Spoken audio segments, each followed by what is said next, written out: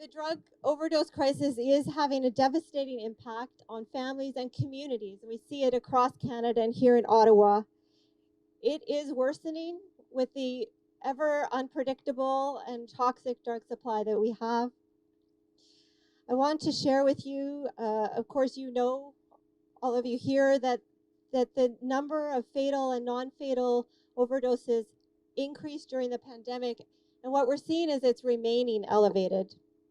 So last month, Ottawa hospitals experienced the highest counts of opioid-related emergency department visits since they started counting this in 2017 and reporting on it.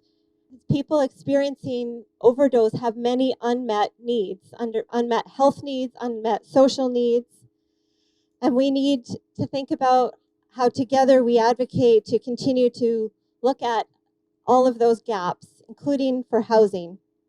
It requires many partners working in coordination and connections. And I want to thank and call out many of the people that we're working with as Ottawa Public Health, with community social services on housing and more supports for health and addiction services in housing settings.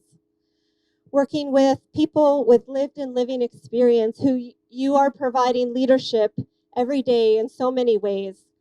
We're working with the hospitals and the pharmacies and emergency services, police, paramedics, and fire services to change the crisis response and provide that emergency intervention.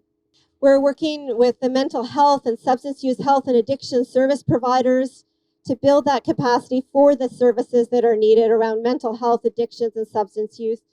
We're going to continue as Ottawa Public Health to advocate for safe spaces for people to be and supportive housing options I mentioned, and also developing that alternative for mental health and substance use crisis response so that people can feel safe when there is an emergency and a crisis, that they'll have the right kind of support people show up.